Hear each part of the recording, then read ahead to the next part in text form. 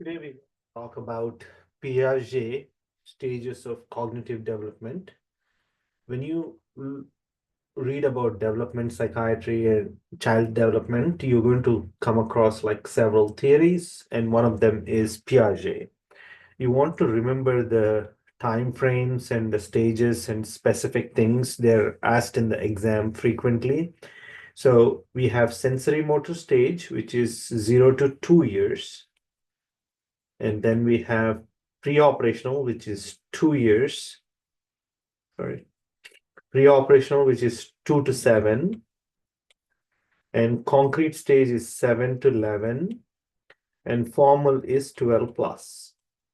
Now, what are the specific data you want to understand? So he was a Swiss psychologist, and he was the one first delved into how children think, learn, and grow throughout their lives. And his theory gives like unique milestones. So you want to know about like sensory motor stage, you want to know about object permanence. In object permanence, imagine a game of peekaboo.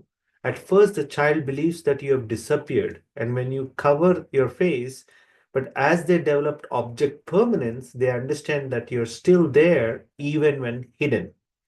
So you want to understand you're still there when hidden. That's object permanence, that stage. Now, object constancy means like if you present a toy and then you cover it with a cloth, a young baby might think that the toy no longer exists. However, as they grow, they begin to understand that the toy remains the same regardless of the change in appearance. That's constancy. Okay. Now, goal-directed behavior is babies start show intentionality where they push a chair to reach a cookie on the table, and they're clear sign of budding problem-solving skills in this stage. Now, you pre-operational stage, you want to think about magical thinking and egocentrism.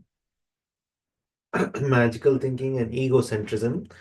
At this stage, children see the world from their own perspective. For instance, if you ask a child to describe what other person sees, they may describe what they see instead of what the other person might see. So that is an egocentric view that world is uniquely magical and self-focused.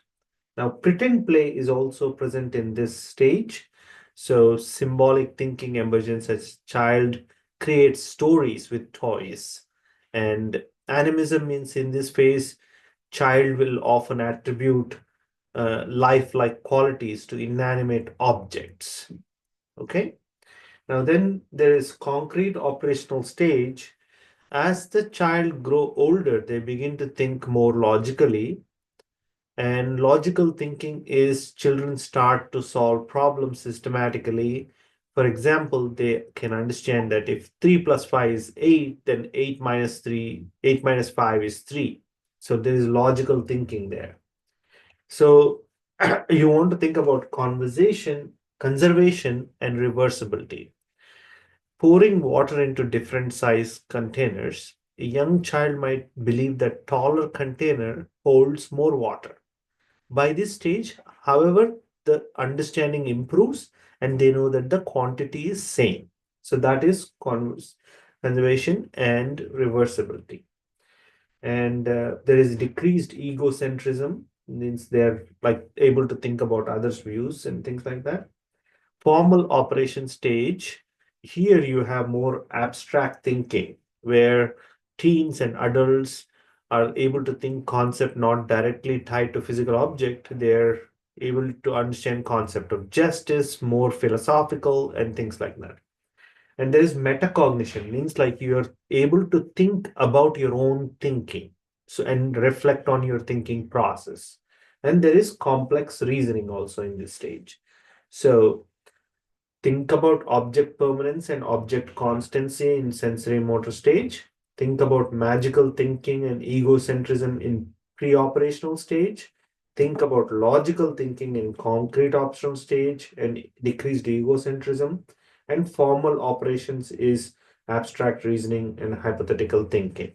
Okay, thank you.